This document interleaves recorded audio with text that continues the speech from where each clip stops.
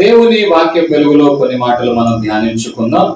ఈ రోజున ప్రపంచం అంతటిలో కరువై ఉన్న కొదువై ఉన్న ఒక విషయం ఏంటి అంటే, ఈ అంత్య దినాలలో మరి ముఖ్యంగా దేశంలో కానివ్వండి, సరిహద్దుల్లో కానివ్వండి, కుటుంబాల్లో కానివ్వండి, సహోదరుల మధ్యలో కానివ్వండి, కొదువుగా కరువుగా ఉన్నటువంటి ఒక విషయం ఏంటి చెప్పగలుగుతారా? ఏంటండి? సమాధానం. ఏంటంటది? ఏ కొదువుగా ఉంది? సమాధానం. స్నేహితుల మధ్యలో ఏం కొదువుగా కనబడుతుంది? సమాధానం. సహోదరుల మధ్యలో ఒకే ఇంట్లో ఉంటూ ఒకే ఇంట్లో జీవిస్తూ ఏమండి, వివాహాలు అయిపోయి కుటుంబాలు కలిగి అన్నదమ్ముల మధ్యలో, తల్లిదండ్రుల పిల్లల మధ్యలో ఏదో ఒక విషయం మీద, ఏదో ఒక పరిస్థితులు, ఏదో ఒక సమస్య, వాటిని బట్టి కుటుంబాలు ఏం పోతుందండి? సమాధానం అనేది పోతుంది. కొన్నిసార్లు వ్యసనాలను బట్టి కావచ్చు, కొన్నిసార్లు మనుషుల పరిస్థితులు బట్టి కావచ్చు, వాళ్ళ యొక్క ప్రవర్తనను బట్టి కావచ్చు. చాలాసార్లు కుటుంబాల్లో అస్సలు ఆ మనిషి చేసేది అస్సలు నచ్చదండి, నాకు నచ్చకపోవటం వల్ల ఏమవుతుంది? ఇంట్లో సమాధానం పోతుంది. ఎన్నిసార్లు చెబుతున్నానండి మానుకోమని, అసలు మానుకోవట్లేదండి. దానివల్ల ఇంట్లో ఉన్న వాళ్ళు కూడా అనారోగ్యత వస్తుంది. ఏంటయ్యి? వ్యసనాలను బట్టి. మానుకోమన్నా మానుకోవట్లేదండి, వాటిని బట్టి కుటుంబంలో ఏమవుతుంది? సమాధానం పోతుంది. కొన్నిసార్లు రోగాలను బట్టి సమాధానం ఉండదు. ఎప్పుడు ఏమైపోతుందో ఏం కథో. ఒక రకంగా చెప్పాలంటే సమాధానాన్ని వివరించగలగాలంటే నిమ్మళమైన వాతావరణాన్ని కోల్పోవటం. అర్థమైందండి? ప్రశాంతంగా ఉన్న వాతావరణాన్ని కోల్పోవటం, నెమ్మదిగా ఉన్న వాతావరణాన్ని కోల్పోవటం. ఆహా, ఎంత బాగున్నారండి, ఎంత కలిసికట్టుగా ఉంటున్నారండి, వాళ్ళ ప్రేమ ఎంత గొప్పగా ఉంటుందండి అనే వాతావరణాన్ని కోల్పోవటం. విచారకరమైన విచిత్రమైన సంగతి ఏంటంటే, యేసు ప్రభువుని ఎరిగిన వాళ్ళ కుటుంబాలలో కూడా సమాధానం లేకపోవటం. రెడీ చెప్పండి హల్లెలూయా. హుషారు చెప్పండి హల్లెలూయా. కారణం ఏంటో తెలుసా? యేసు ప్రభువుని నమ్ముకున్న వాళ్ళలో సమాధానం లేకపోవడం కారణం ఏంటంటే ఆత్మ సంబంధమైన హెచ్చు తగ్గులే కారణం. రక్షణ పొందిన వాళ్ళు, రక్షణ లేని వాళ్ళు ఏమనుకుంటారు తెలుసా?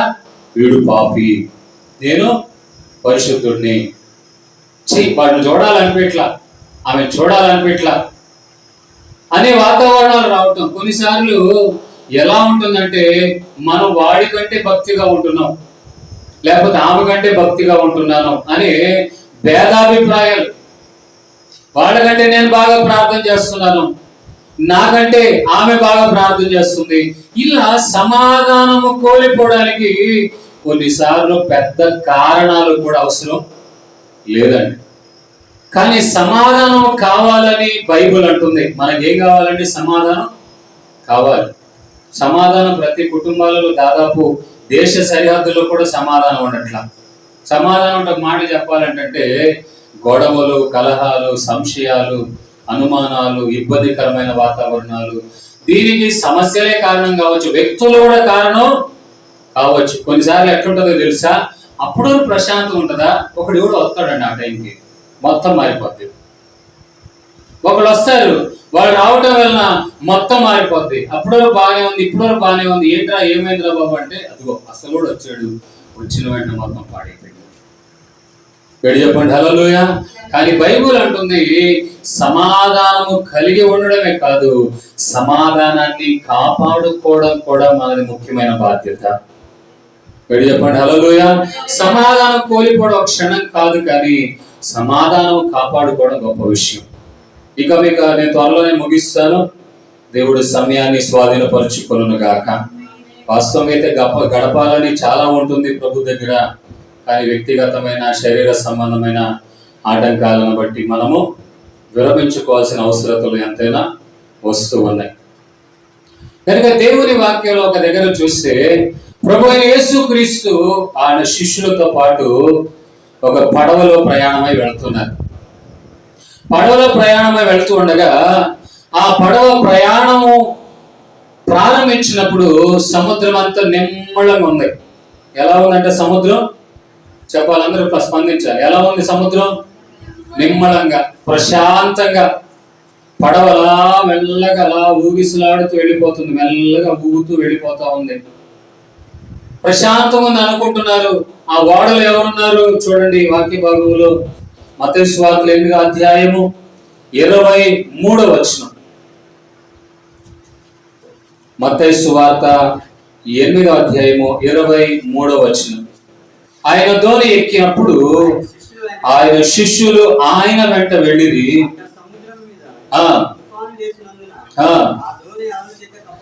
చాలండి, చూడండి, సముద్రంలో వాళ్ళందరూ వెళ్తున్నారు, యేసు ప్రభు వెళ్తుంటే ఆయన వెళ్తున్నారు, ఆయన వెంటే శిష్యులు కూడా వెళ్తున్నారు.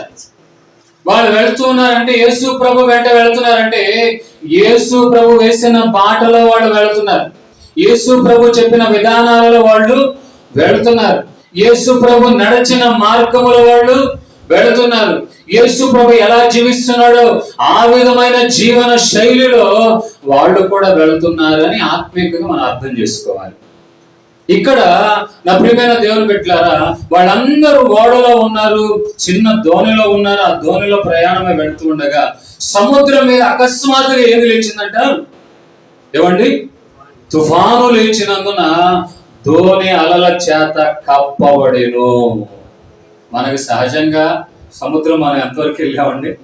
కొంత దూరం వెళ్ళొచ్చాం అంతే. ఆ అలలకి వామ్మో వాయు, వామ్మో వాయు అంటుంటాం మనం, అంతేనా? కాస్త ఈ నడుము లోతున కొంచెం ముందు వెళ్ళిపోయి ఆ అల వచ్చి ఒక్కసారి కొడితే అంత దూరం వెళ్ళి పడిపోయి అంటుంటాం. కానీ సముద్రంలో ఎన్ని అడుగులు అలలు వస్తాయి తెలుసా మీకు? 300 అడుగుల కంటే ఎత్తు అలలు వస్తాయి. ఒక పెద్ద పడవను ముంచగలిగిన అలలు వస్తాయి. మరి ముఖ్యంగా తుఫాను చెలరేగినప్పుడు. ఆ మధ్య వీడియో చూసినప్పుడు నాకే గుండె దడగొట్టింది. ఒక ఎడారిలో, ఒక ఆకాశములో, ఒక సముద్రములో ముగింపు అనేది కనపడదు. సముద్రంలో మునిగామా ఇక దరి చేరతామనే వాతావరణం కనబడదు. ఆకాశంలో ఒకవేళ పడిపోయామా క్షేమంగా దిగుతామో తెలియదు. ఎడారిలో నడవడం, ప్రయాణం చేసి మొత్తానికి ఎక్కడో ఏదో ఊర్లో వెళ్తాం అనుకుంటామా, ఆ ఊరు వచ్చిందో అర్థం కాదు. నడుస్తానే ఉంటాం, ఊరు రాదు. ఈ 3 కూడా విచిత్రమైన వాతావరణం. కానీ మనం మాట్లాడుతున్న సందర్భం చూస్తే ఈ సముద్రంలో తుఫాను ఎంతవరకు ఉంటుందో తెలుసా? 300 అడుగుల కంటే ఎత్తు. ఒక పడవ మీద అలా కొట్టగలిగిన తుఫాను. ఇంకోటి చెప్పమంటారా? సముద్రంలో రవాణా చేస్తారు పెద్ద పెద్ద కంటైనర్లు. మనం అప్పుడప్పుడు లారీల మీద చూస్తుంటాం. అలాంటి దాదాపు ఎన్నో వేల కంటైనర్లు ఉంటాయి. ఆ అల దెబ్బగా కంటైనర్లు నీళ్ళలో పడిపోతాయి. చూడండి ఎంత అలో. ఆ రకమైన భయంకరమైన అలల చేత, తుఫాను చేత ఆ దోణి కప్పబడిందంట. ఆ అల వస్తుంది, అలా ఒక్కసారిగా దోణి మీద కొట్టడం, ఆ పడవ నిండిపోవటం. మరలా ఈ శిష్యులు ఎంతో కలవరాలతో అయ్యో మునిగిపోతాం, ఇక మన పరిస్థితి ఏంటి అని సమాధానము లేని వాతావరణంలో ఉండిపోయారు. అయ్యో ఇక తర్వాత ఏంటి, అయ్యో మనం బ్రతుకుతామా లేదా, మన కుటుంబ పరిస్థితి ఏంటి, మన పిల్లల పరిస్థితి ఏంటి అని ఆందోళనకరమైన వాతావరణంలో ఒకవైపున నీళ్లు తోడుతూనే ఉన్నారు, మరోవైపున అలా ఒక్కసారి పడిన వెంటనే మరలా దోణి నిండిపోతూ ఉంది. ఇక ఏం అర్థం కావట్లేదు.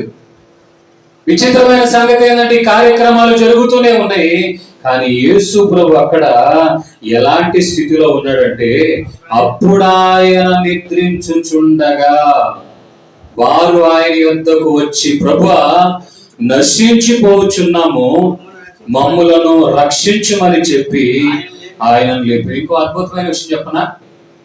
ఒకవైపు తుఫాన్ వస్తే ఒక మనుష్యుడు కూడా నిద్రపోయాడు. అతని పేరేం పేరు చెప్పండి? తుఫాన్ వస్తుంది, భయంకరంగా వస్తుంది, జనం కల్లోలం అయిపోతున్నారు. అయ్యో ఏంటి అనుకుంటున్నారు. ఎవరు అతను? యోనా. యోనా పరిస్థితి కూడా ప్రశాంతంగా లోపల పోయి నిద్రపోతున్నాడండి. అతను బయటికి వచ్చిన తర్వాత అద్భుతమైన విషయం ఏం చెప్తున్నాడు తెలుసా? అస్సలు ఈ తుఫాన్ రావడానికి కారణమే నేను, నన్ను కింద పడేది చాలని అన్నాడు. అంటే ఈ తుఫాను రావడానికి సమాధానం తెలిసిన వాళ్ళు అక్కడ ఉన్నాడు అప్పుడు.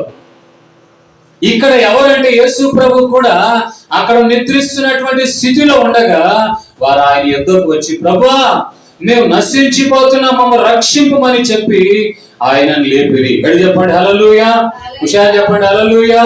అద్భుతమైన విషయం. మేము నశించిపోతున్నామయ్యా, ప్రయాసపడుతున్నాం, నీళ్లు తోడుతున్నాం, మరలా నీళ్లు వస్తున్నాయి.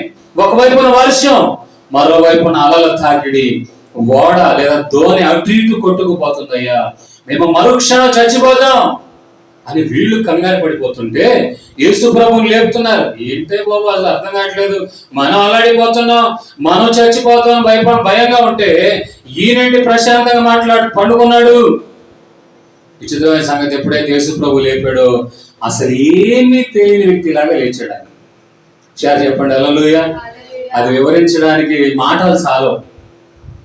లేచి, అవునా ఏమైంది, కానీ ఇంతసేపు ఏం చేస్తున్నారా, ఏమీ లేదు, ప్రశాంతంగా లేచాడు. ఏం మీరు అంత కంగారు ఏంటి, అడవుడు ఏంటి అన్నట్టుగా. ఆమేన్ హల్లెలూయా. నా ప్రియమైన దేవుని బిడ్డలారా, లేచాడు.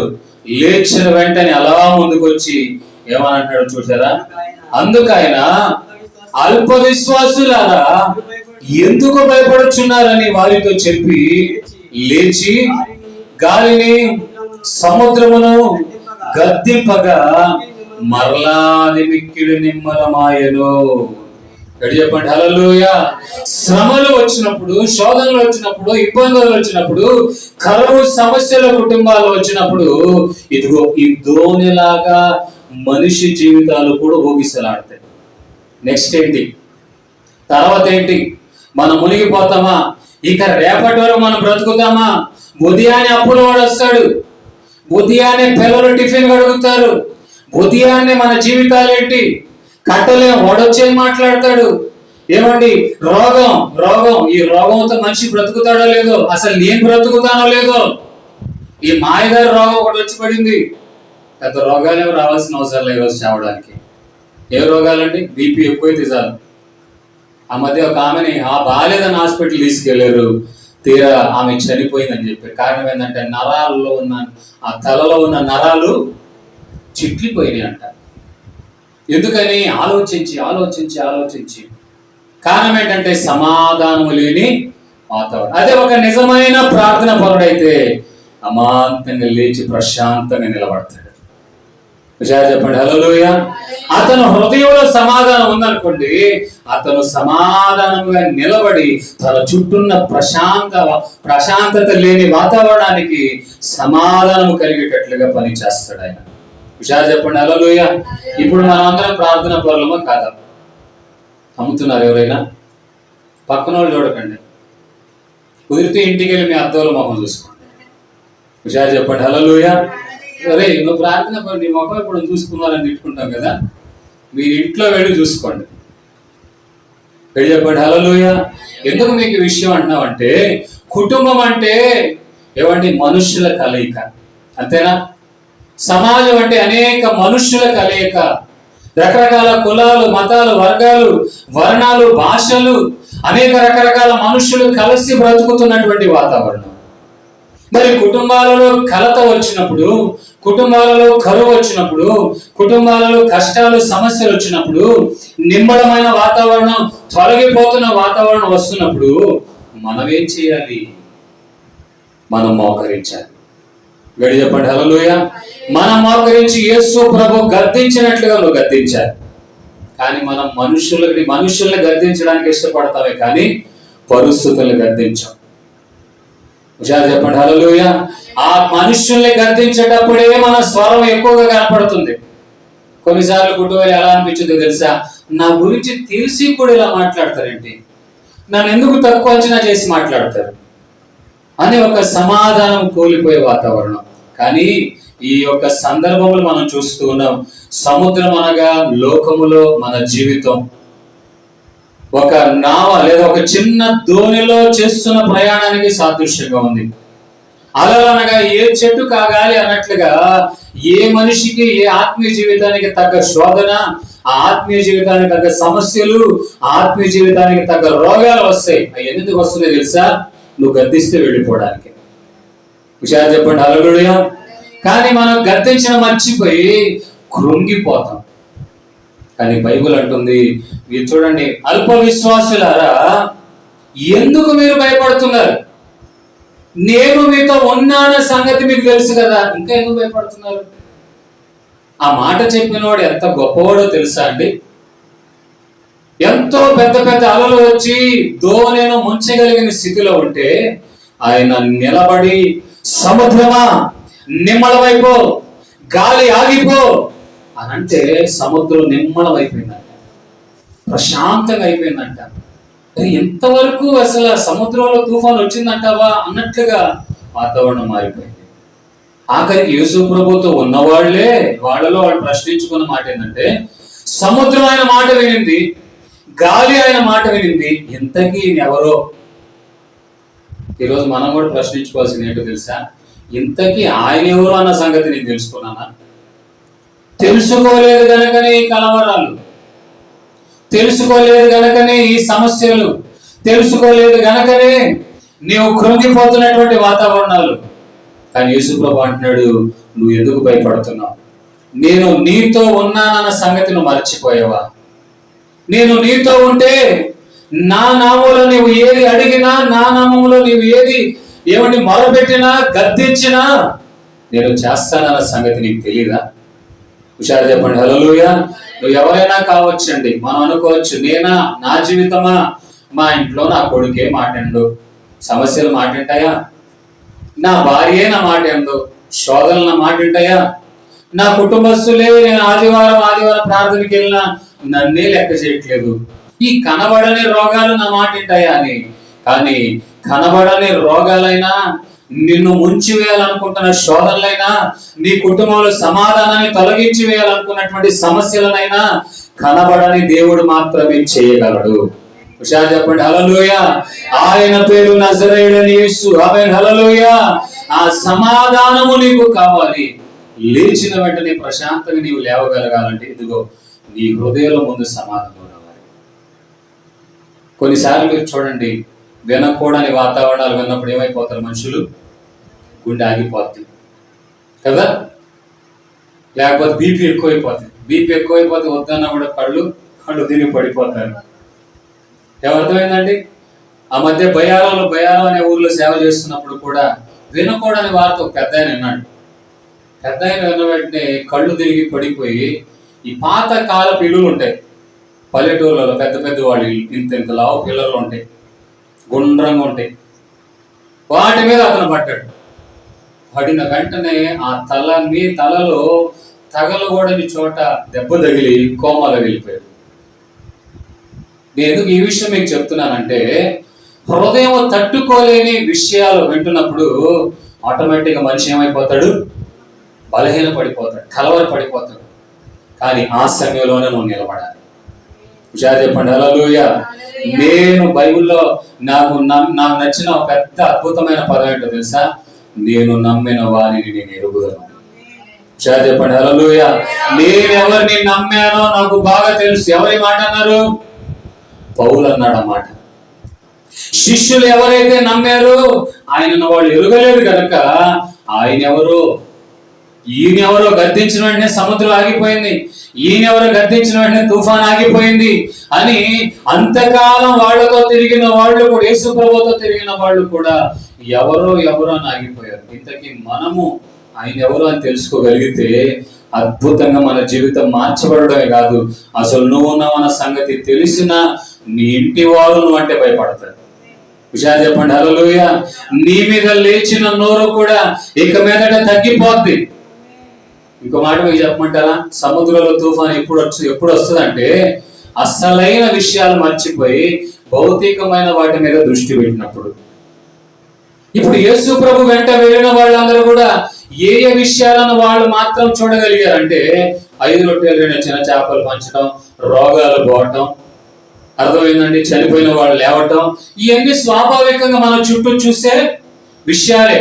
కానీ వాటికి మించి దేవుడు చూపించాలని సముద్రంలో తీసుకొని పోయాడు.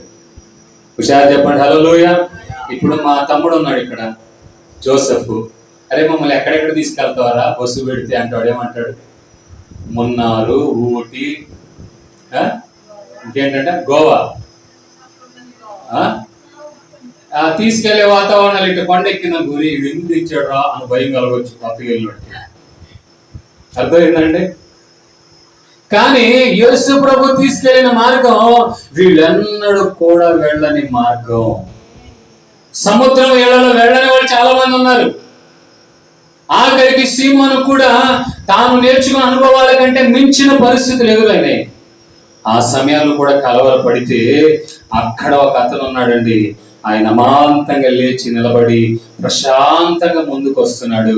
ఒక్క మాట ఆజ్ఞాపించిన వెంటనే సముద్రం నిర్మాణం అయిపోయింది, గాలి ఆగిపోయింది. గడి చెప్పండి హల్లెలూయా.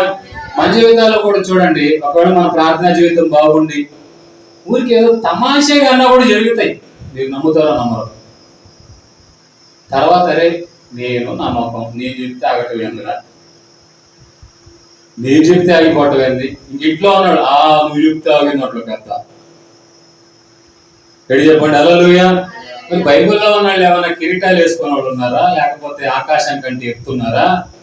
వాళ్ళు మనలాంటి వాళ్ళేగా. మరి మనలాంటి వాళ్ళుగా ఉండి కూడా ఆజ్ఞాపించిన వెంటనే అద్భుతాలు జరగడానికి కారణం ఏంటి తెలుసా? వాళ్ళు దేవునితో గడిపే అనుభవం, వాళ్ళు ప్రార్థనలు గడిపే అనుభవం. ఒక అద్భుతమైన విషయం మీకు చెప్తున్నా చూడండి. యేసు ప్రభుతో ఉన్న శిష్యులు యేసు ప్రభుతో గడిపిన అనుభవాలను బట్టి వాళ్ళు పరిచర్య చేస్తూ ఉన్నప్పుడు యేసు ప్రభుతో తిరుగుతూ ఆయన ఎలా ప్రార్థన చేస్తున్నాడు, ఆయన ఎలా నడిచాడు, ప్రజలతో ఎలా మాట్లాడాడు, ప్రజలతో ఎలా వాళ్ళ సమస్యలు తెలుసుకున్నాడు, ఇవన్నీ చూసి తెలుసుకుని ఆఖరికి ఇంకో విషయం తెలుసా? యేసు ప్రభు రహస్యంగా ఏది ఉంచలేదు శిష్యులకి. విషయాలు చెప్పండి హల్లెలూయా. ఆఖరికి ప్రార్థనా జీవితం కూడా వాళ్ళు చూడాలని యేసు ప్రభు అంట వారిని మీరు ఇక్కడే ప్రార్థన చేసుకోండి అని రాత్రి వేత అంత దూరం వెళ్ళేవాడంట. వాళ్ళతో కలిసి కూర్చోచ్చుగా అంటే వాళ్ళు నేను ప్రార్థన చేయడం చూడాలి. విషయాలు చెప్పండి హల్లెలూయా. నేను ప్రార్థనలు గడిపే అనుభవాలు వాళ్ళు చూడాలి. వాళ్ళు ప్రార్థన చేసే అనుభవాలను కూడా చూసి ఎప్పుడైతే యేసు ప్రభు చనిపోయి మరలా లేచి ఆకాశానికి ఎత్తబడ్డాడో ఇక వాళ్ళు వంతు వచ్చిందండి. ఇంతవరకు మీరు నాతో తిరిగారు, నాతో మీరు ఏ అనుభవాలు అయితే రుచి చూచారో ఇక మీరు చెప్పడానికి వెళ్ళండి అన్నారు. విషయాలు చెప్పండి హల్లెలూయా. అందులో విద్య లేని పామరులు ఉన్నారు, పన్ను వసూలు చేసే వాళ్ళు ఉన్నారు, జ్ఞానులు ఉన్నారు, ఏమండి పెద్ద పెద్ద తెలివితేటలు కలిగిన వాళ్ళు ఉన్నారు, ఆఖరికి వ్యక్తిని బట్టి అంచనా వేయగలిగిన వాళ్ళు ఉన్నారు. అంతమంది ఉన్న యేసు ప్రభు వాళ్ళని పిలిచాడు. ఆయన వెంట వెళ్ళారు గనుక వీళ్ళు యేసు ప్రభుతో చూసిన అద్భుతాలన్నిటిని దృష్టిలో పెట్టుకొని దేవుని ఆత్మ నింపుదల పొంది యేసు ప్రభులాగే అద్భుతాలు చేశారంట. హుషారు చెప్పండి హల్లెలూయా. గడి చెప్పండి హల్లెలూయా. యేసు ప్రభు ఏ అద్భుతాలు అయితే చేశారు వీళ్ళు కూడా అద్భుతాలే చేశారు. కానీ వీళ్ళు యేసు ప్రభుని చూస్తూ అట్టి ప్రార్థనా జీవితాన్ని కలిగి అద్భుతాలు చేస్తే కొంతమంది బ్యాచ్ ఉన్నారండి, అపోస్తలుల కార్యాల్లో కనపడతారు. వాళ్ళ పేర్లు ఏంటో తెలుసా? యాజకుల కుమారులు. ఏంటంట? యాజకుల కుమారులు. యాజకులు అంటే ఒక రకంగా ఎవరు? సేవకుల కుమారులే, పాస్టర్ల కొడుకులే అనొచ్చు ఒక మాట. వాళ్ళకి ప్రార్థన ఉండదు. ఆ మధ్య నాకు ఒక ప్రశ్న వేశారండి. ఏమని ప్రశ్న వేశారంటే, ఏలి అనేవాడు అంత పెద్ద ప్రవక్త కదా, పిల్లలకి బుద్ధి చెప్పొచ్చు కదా. సమూయేలు అంత పెద్ద ప్రవక్త కదా, అతను ఒక పెద్ద దైవజనుడు కదా, వాళ్ళ పిల్లలకు బుద్ధి చెప్పొచ్చు కదా అని. కానీ దేవుని వాక్యాన్ని బట్టి మనం చూస్తూ ఉన్నాం. నా ప్రియమైన దేవుని బిడ్డలారా, ఒక్కసారి నడిపింపు నేర్చుకున్న తర్వాత వెంట వెళ్ళిన తర్వాత ఇక దేవుని ఆత్మ సంబంధమైన నడిపింపుకు అప్పగించుకోవటమే. హుషారు చెప్పండి హల్లెలూయా. ఇప్పుడు హుషారు చెప్తానండి. ఈ రోజు చిన్న పిల్లలు కూడా ఏమని చెప్పామంటే ఇష్టపడతారా? ఫోన్ పక్కన పెట్టు అన్నాడు అనుకో, ₹1,00,000 సరుకు నాశనం చేసాడు. నీకెందుకురా ఫోన్, పక్కన పెట్ట. ఇక పెట్టుకొని నాకు నచ్చిన విషయాలు తగలబెట్టాడు, టీవీ తగలబెట్టాడు, సీరియల్ ఎంత చూడాలి, ఆమె సరిపోయింది. ₹1,00,000 సరుకు ఫోన్ తీసి పక్కన పెట్టు. ఈ రోజు పిల్లలు మంచోళ్ళు మెంటలోళ్ళు అర్థం కావట్లా. ఏం బాగా పడతారో తెలియదు, ఏదైతే ఎరగొడతారో తెలియదు, చేతికి ఏమి దోసి తీసిరేస్తారో కూడా తెలియదు. హుషారు చెప్పండి హల్లెలూయా. పెద్దోళ్ళు కూడా పరిస్థితి అదే. కానీ నా ప్రియమైన దేవుని బిడ్డలారా, వాక్యాన్ని బట్టి మీకు చెప్తున్నాను, మనం దేవుని వాక్యం తెలుసుకున్న తర్వాత గద్దించేంత వాతావరణం మనం తెచ్చుకోకూడదు. హుషారు చెప్పండి హల్లెలూయా. ఒకటి చెప్పండి హల్లెలూయా. నీకు వాక్యం తెలుసు, నడిపింపు తెలుసు, దేవుని వాక్యపు లోతులో తెలుసు, నేను కూడా యేసు ప్రభువుని నమ్ముకున్నానని తెలిసిన తర్వాత నీవు ఇంకా మరింతగా దేవునితో సంబంధం కలిగిన అనుభవాలలో నడిపించబడాలి. వాక్యం చెబుతున్నటువంటి అనుభవాల్లోనే నీ ఆత్మీయ జీవితం క్రమముగా నడిపించుకోవాలి. హుషారు చెప్పండి హల్లెలూయా. నా ప్రియమైన దేవుని బిడ్డలు, అలా కాకుండా ప్రతిదీ గద్దిస్తుంటే ఎవరికి ఎలా అనిపించింది? ఎలా అనిపించింది అంటే ముగించేస్తున్నాను. ఎలా అనిపించింది? బాధ అనిపించింది. ఏంటి ప్రతిసారి నాకే చెప్తాడు ఆయన. కానీ నేను ఒక విషయం చెప్పనా, గద్దింపుకు నీవు లోబడితే ఘనతను పొందుతావు. హుషారు చెప్పండి హల్లెలూయా. నాకే చెప్తాడు అనుకున్నాం అనుకోండి, సౌలు కూడా లెక్క చేయకపోతే దేవుడు ఎవరు నిలబెట్టాడంట? ఎవరు నిలబెట్టాడు? దావీదుని నిలబెట్టాడు. కానీ వాక్యాన్ని ఎరుగుతున్న మనము ఆత్మ సంబంధమైన గ్రహింపుతో నడిపించబడాలి. ఎలాంటి గ్రహింపు అంట? ఆత్మ సంబంధమైన గ్రహింపు. దేవుని వాక్యాన్ని బట్టి మనం ఏం నేర్చుకున్నాం, నేను ఏది విన్నాను, నేను ఏం చేయొచ్చో చేయకూడదో తెలుసుకున్నాను, ఇక నేను దాన్ని బట్టి నడిపించబడాలి. హుషారు చెప్పండి హల్లెలూయా. గట్టి చెప్పండి హల్లెలూయా.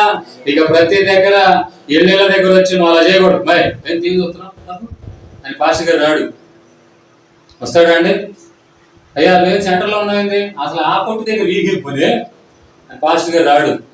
కానీ నువ్వే ఆత్మ సంబంధమైన గ్రహింపుతో ఇది నేను ఉండాల్సిన చోటు కాదు. హుషారు చెప్పండి హల్లెలూయా. ఇది నేను మాట్లాడాల్సిన మాట కాదు, ఇది నేను ఇలా ప్రవర్తించడం వల్ల సమాధానం అనేది పాడైపోతుంది, ఇలా నేను వ్యసనాలు చేస్తుండటం వల్ల కుటుంబాలలో సమస్య వస్తుంది. ఈ ఒక ఆత్మ సమానమైన గ్రహింపుతో మనం నడిపించబడుతూ ఉన్నప్పుడు ఎక్కడ కూడా అసమాధానమైన వాతావరణాలు కనబడవు. హుషారు చెప్పండి హల్లెలూయా. అలా కాకుండా ఏమండి, ఈ రోజున లెక్కలేని తరమైన వాతావరణాల్లో ఉన్నాం అనుకోండి, మన కుటుంబాన్ని మనం ఏం చేస్తాం? ఒకవేళ మనకు అనిపించవచ్చు, ఎవరుదా నన్ను అడిగేది. ఈ రోజున ప్రతిదీ కూడా యూట్యూబ్ మీద బతుకుతున్నారు. షార్ట్ వీడియోలు వస్తే ఇంకా అయ్యే కనపడతాయి. ఎవడురా నన్ను అడిగేది, ఎవడురా నన్ను అడిగేది, నా ఇష్టం, ఎవడురా నన్ను అడిగేది, వాటితోనే బతికేస్తున్నారు. కానీ నేను అడిగేవాడు అప్పుడు ఉన్నాడన్న సంగతి నీకు తెలుసా? హుషారు చెప్పండి హల్లెలూయా. నీ బ్రతుకుతున్న బ్రతుకు దేవుని ఎరిగిన తర్వాత దానికి తగ్గట్టుగా నువ్వు బ్రతకకపోతే నిన్ను లెక్క అడిగేవాడు కూడా ఉన్నాడన్న సంగతి తెలుసా? ఆయన పేరు నజరేయుడైన యేసు. హుషారు చెప్పండి హల్లెలూయా. ఆయన ఏమంటాడో తెలుసా? నీకు తెలుసుగా అక్కడ ఉండకూడదని, నీకు తెలుసుగా అలా మాట్లాడకూడదని, నీకు తెలుసు కదా అలా ప్రవర్తించకూడదని, నువ్వు ఒక ఆత్మీయుడిగా నువ్వు ఏమేమి చేయాలన్న సంగతి నీకు తెలుసు కదా, అయినా ఎందుకు అలా చేసావు? అందుకే బైబిల్ అంటుంది, నీవు చేసిన ప్రతి వాటికి లెక్క అప్పగించవలసిన రోజు ఒక రోజు ఉంది. మంచైనను చెడ్డైనను ప్రతి వాటికి నీవు ఆ లెక్క అప్పగించాల్సిన రోజు ఉంది. కనుక ఆ భయముతోనే నీవు ప్రవర్తించాలి. ఒక వ్యక్తి నీకు చెప్పేంత వరకు కాదు, పాస్టర్ గారు చెప్పేంత వరకు కాదు. కొంతమంది ఉంటారు చాలా తెలివిగా ఉంటారండి, చెప్తేనేమో బాధపడదు, చెప్పకపోతే నువ్వు చెప్పొచ్చు కదా, నువ్వు చెప్తే ఏంటారా, నువ్వు చెప్పకపోతే ఎవరిది సమస్య? నాదే. ఇప్పుడు ఇది చెప్తే సమస్య, చెప్పకపోతే సమస్య అర్థం కాదు. అప్పుడు పక్కన వాళ్ళు గోక్కునేవాళ్ళు, నువ్వు చెప్పొచ్చు కదా ఒక నిమిషం అనాల్సిన పరిస్థితి. హుషారు చెప్పండి హల్లెలూయా. గడి చెప్పండి హల్లెలూయా. అంటే స్నేహంలో కానీ, అనుబంధాలు కానీ, భార్య భర్తల బంధాలు కానీ, అన్నదమ్ముల మధ్యలో మూడో వ్యక్తి వచ్చాడంటే ఆటోమేటిక్ ఏమైపోద్ది? ఓ పెద్ద గోడ తయారైపోద్ది. అదే నువ్వే అర్థం చేసుకున్నావు అనుకోండి, అసలు ఏ గోడ ఉండవుగా మా మధ్యలో. హుషారు చెప్పండి హల్లెలూయా. కనుక నా ప్రియమైన దేవుని బిడ్డలారా, సమాధానము పోవాలంటే నీ హృదయం అనే జీవితంలో యేసయ్య నివసించాలి. సమాధానం పోవాలంటే అల్ప విశ్వాసముగా కాదు, గొప్ప విశ్వాసము కలిగి ఉండాలి. గొప్ప విశ్వాసం ఎప్పుడవుతుందో తెలుసా? నీవు ఎక్కువగా ప్రార్థనలు గడిపినప్పుడు. ఎక్కువగా ప్రార్థనలు గడిపితే అరే వాడు పిలవండి అనాల్సిన అవసరంలా, పక్క జరగండి మీరు, ఏంటి అడవడి ఏంది అని నువ్వే ముందుకు వస్తావు. హుషారు చెప్పండి హల్లెలూయా. అమ్మో నాకెందుకని ఎక్కడున్నాడు అన్నట్టు శివన్ లైన్లో ఉంటాడు వీడు. ఎందుకని? వీడు భయం. మరి అదే ప్రార్థన జీవితంలో ఉండి ప్రార్థన ద్వారా దేవుని సన్నిధానంలో మోకాల మీద ఉండి అబ్బో గంట, 2 గంటలు, 3 గంటలు, 4 గంటలకు వెళ్ళిందంటే రావట్లేదు. దేవుడు కదిలించొద్దండి, పండుగ కదిలించొద్దు అని ఇంట్లో కూడా కదిలించట్లేదు. ఎందుకంటే ఆడు కదిలిస్తే మనం కదిలిపోతుంది. ఎందుకు వచ్చిన బాధ? ప్రార్థన చేసుకొని ప్రశాంతంగాని ఆ లోతైన అనుభవాలు వెళ్ళినప్పుడు నీకు నువ్వు ఎలా ఉంటుందో తెలుసా, మీరందరూ పక్కకి రండి అని చెప్పి నువ్వు పోయి ఆడ నిలబడి గద్దిస్తే పనులు జరుగుతాయి. విషయాలు చెప్పండి హల్లెలూయా, రెడీ చెప్పండి హల్లెలూయా. నాకు ఎప్పటికీ ఒక నమ్మకం, ఆ నమ్మకం నేటికి కూడా పనిచేస్తుందన్న నమ్మకం ఏంటో తెలుసా, ఆడ 100 మంది జ్ఞానులు ఉన్నా నా కోసం వాళ్ళ జ్ఞానాన్ని వెరితనంగా చేస్తాడు. ఇది ఇప్పటి వరకు జరుగుతూ వస్తుంది. ఎందుకో తెలుసా, ఇది మా సొంత ఊరు కాదు. ఆమేన్ హల్లెలూయా. ఎన్నెన్నో సవాళ్ళు, ఎన్నెన్నో శోధనలు, ఎన్నెన్నో సమస్యలు, ఎన్నెన్నో భయంకరమైన అవమానాలు, ఎన్నెన్నో ఆఖరికి ఏమంటే భయంకరమైన పరిస్థితుల్లో ప్రాణాన్ని కూడా అర్పించుకోవాలనుకున్న వాతావరణాల్లో నాకు తెలుసు. కానీ ఈ ఒక్క మాట నా మనసులో పెట్టుకున్నాను. ఆ మాట ఈ రోజు వరకు నిలబెడుతూనే వచ్చింది. విషయాలు చెప్పండి హల్లెలూయా. ఎవరికి లేని ఆశీర్వాదాలు దేవుడు నాకు ఇచ్చాడండి. నేను ప్రభువుని బట్టి గర్వంగా చెప్పగలను. ఎందుకురా నీకు అంత గర్వం అనేవాడు ఉన్నారు, కానీ ఆ గర్వానికి దేవుడే కారణం. దాని ఆత్మ సంబంధమైన పదం ఏంటంటే అతిశయం. విషయాలు చెప్పండి హల్లెలూయా. నా ప్రియమైన దేవుని బిడ్డలారా, కనుక దేవుని వాక్యాన్ని బట్టి ప్రభు మనతో ఉన్నాడు అనుకోండి, నా ఆశ మేమే కాదు, మేము ఇక్కడ మీకు నేరు పంపుతున్నాం. మీకు హోంవర్క్ ఏంటో తెలుసా, మీరు ఇంట్లో వెళ్ళి ప్రార్థన చేసి ఇప్పటి వరకు మీకున్న సమస్యలు, ఇప్పటి వరకు మీకున్నటువంటి అనానుకూలమైన పరిస్థితులు, ఇప్పటి వరకు మీకున్నటువంటి శోధనలు, వాటన్నిటిని ప్రార్థన ద్వారా గద్దించి మీరు పొందినవి ఇక్కడ వచ్చి సాక్ష్యాలుగా చెప్పాలి. ఇది మీ హోంవర్క్.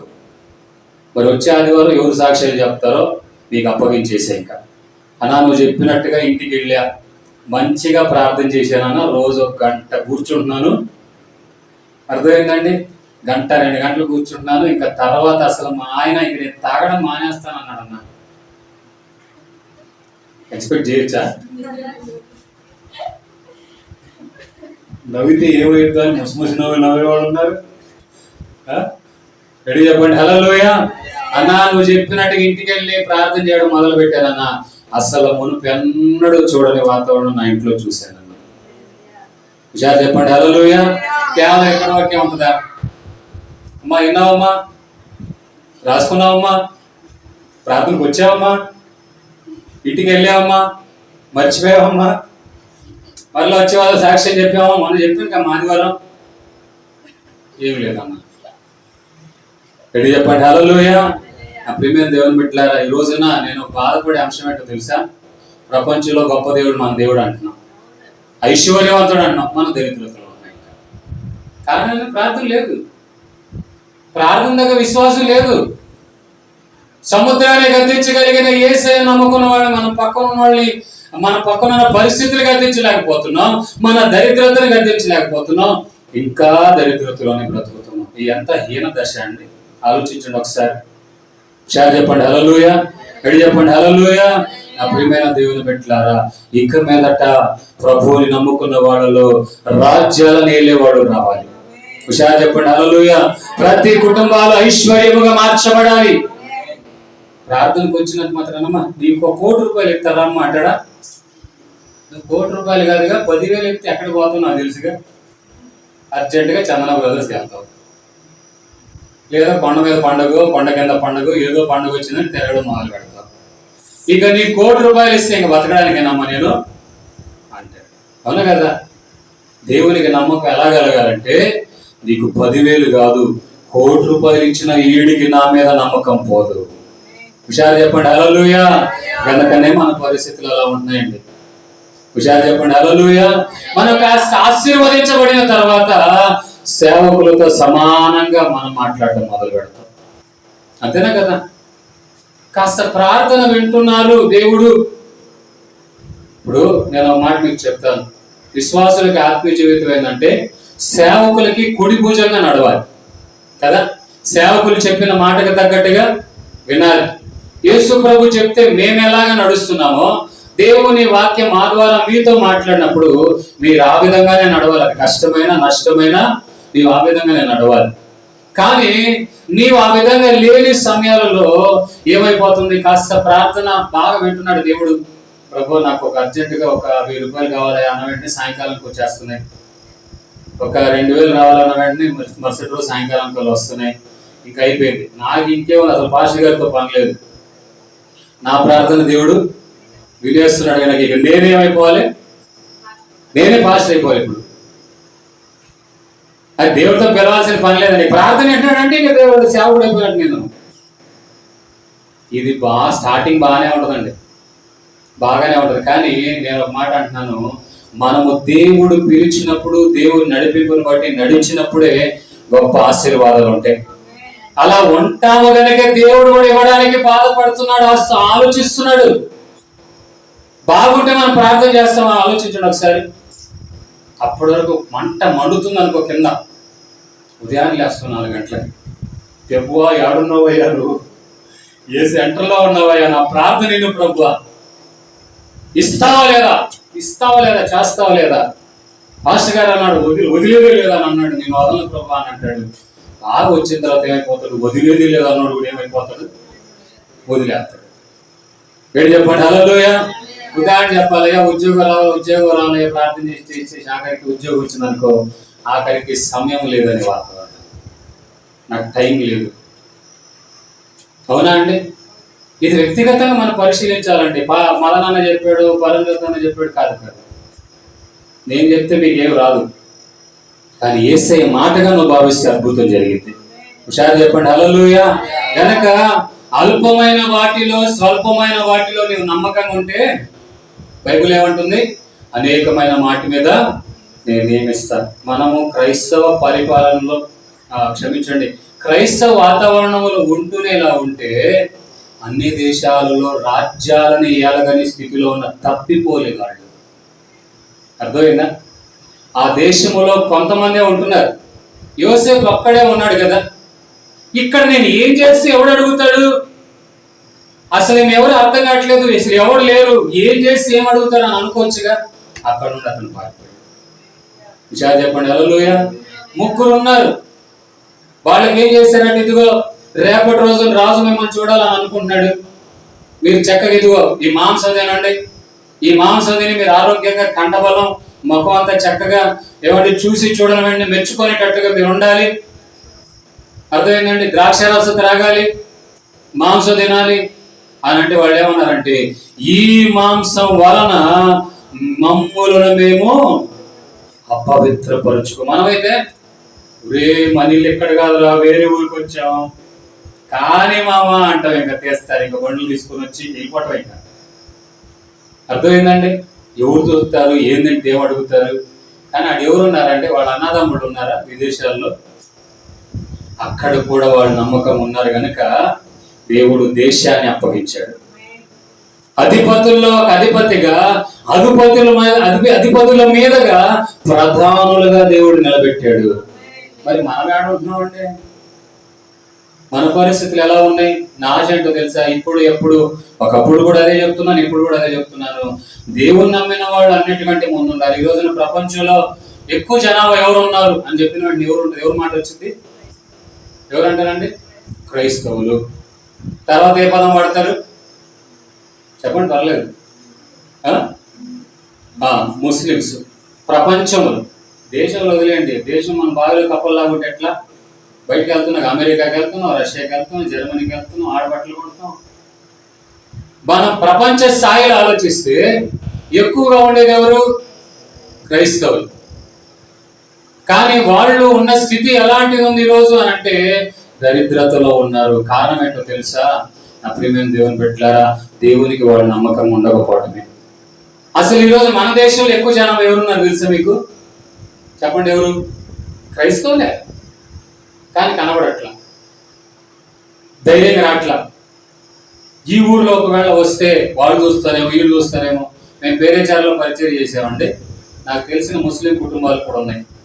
వాళ్ళు ప్రార్థన అంటే ఇష్టపడేవాళ్ళే. కానీ వాళ్ళ భయం ఏంటంటే వస్తే మా వాళ్ళు ఒకవేళ మళ్ళా రానియరేమో. అర్థమైందండి? మా పెళ్లిళ్ళకి పేరంటాలకి రారేమో గనక మేము రావయ్యా, ఏమనుకోవద్దు, అవసరమైతే నువ్వు వచ్చి ప్రార్థన చెయ్యి. మనమేమో తక్కువ వాళ్ళం అంటే చావడానికైనా రెడీగా వచ్చిన వాళ్ళ సేవకులు కావాలని అవసరమైతే వాళ్ళు గదిలించి అవసరమైతే ప్రార్థన చేసి వస్తాం. వాళ్ళు నచ్చితే ప్రార్థన చేయడం, లేకపోతే ఇక్కడ కూడా ఒకసారి నేను ఈ మధ్య ఈ ప్రాంతం అంతా తిరిగా, అమ్మ నేను పాస్టర్ గారు నమ్మ ప్రార్థన చేయమంటారా అని అడుగుతాను. లేదు మా మా మా మా అబ్బాయి పాస్టర్ గారు కానీ మా అబ్బాయి ఫాదర్ కానీ అన్నారు. సరేలేమ్మా, ఓకే, చాలా మంచిదమ్మా, దేవుడు మిమ్మల్ని దీవించును కాక అని. హుషారు చెప్పండి హల్లెలూయా, గడి చెప్పండి హల్లెలూయా. అలాంటి వాళ్ళ ఇంటికి కూడా ప్రార్థన చేసి వచ్చిన వెళ్ళి వాళ్ళు ఏమంటున్నారు, మేము రాలేమయ్యా, ఏమనుకోవద్దు, మా వాళ్ళు ఏమనుకుంటారు, పెళ్ళిళ్ళు పేరెంటాలు రావాలి కదా, అంతేకాదు మనం పాతి పెట్టాల్సిన వాళ్ళు కూడా వాళ్ళే కదా, మాకు సమాధిలో పెట్టాలన్నా ఫ్రీగా పెళ్లిళ్ళు చేయాలన్నా అన్ని వాళ్ళే కాబట్టి మేము రాలేమయ్యా అని అన్నారు. కానీ వీళ్ళు ఎక్కడ కనపడతారో తెలుసా? ఎక్కడ కనపడతారండి? ఊరు బయట ఒకటి ఉంది, గుంటూరు బయట. ఎక్కడ? అందరు ఆడే కనపడతారు. అర్థమైందండి? పెద్ద పెద్ద బొట్లు వాళ్ళు ఆడే కనపడతారు, మీకు పెద్ద పెద్ద బురకాలు వేసుకున్న వాళ్ళు ఆడే కనపడతారు. పెద్ద కాకడే కాకం తోట. అర్థమైందండి? నేను ఎందుకు మీకు ఏమంటున్నానంటే, మనము సమర్పించబడి దేవుని మార్గంలో నడవాలి. గడి చెప్పండి హల్లెలూయా. దేవునికి అప్పగించుకొని ఇక నా మాట కాదయా నీ మాట అనడమే నమ్మకత్వం. అప్పుడే దేవుడు నేను నమ్ముతాడు, గొప్ప ఆశీర్వాదాలు నీకు ఇస్తాడు. హుషారు చెప్పండి హల్లెలూయా, గడి చెప్పండి హల్లెలూయా. అప్పుడేమైనా దేవుని పెట్టారా? చివరిగా మీతో చెప్పగలిగిన మాట ఏంటంటే, మనం దేవుని నమ్మి ఉండగా శక్తి కలిగిన క్రైస్తవులుగా మనం ఉండాలి. సమస్యలు చూసి బాధపడడం కాదు, నేను నిలబడి గద్దిస్తే ఆగిపోతే అన్న నమ్మకం మనలో రావాలి. హుషారు చెప్పండి హల్లెలూయా. నా ప్రియమైన దేవుని పెట్టారా, మా ఇంటి ముందు ఉన్న కుక్కేల మాట అనట్లా అనే బాధ పరిస్థితిలో మనం రాకూడదు. అర్థమైందండి అన్నమాట. ఇక సముద్రం వెంటదా, ఇక వర్షం వెంటదా, నీవు మోకరించి ప్రార్థనా జీవితం కలిగి ఉంటే నీవు గద్దించిన వెంటనే ఏదైనా చేయగలిగిన సమర్థుడు నా యేసయ్య. గడి చెప్పండి హల్లెలూయా. నా ప్రియమైన దేవుని పెట్టారా, ఈ రోజు దేవుని వాక్యాన్ని బట్టి నేను చెప్తున్నాను, బలమైన క్రైస్తవులుగా, క్రైస్తవులు అంటే నేను గుంపు చెప్పట్లేదండి, క్రీస్తును నమ్మిన వాళ్లే క్రైస్తవులు.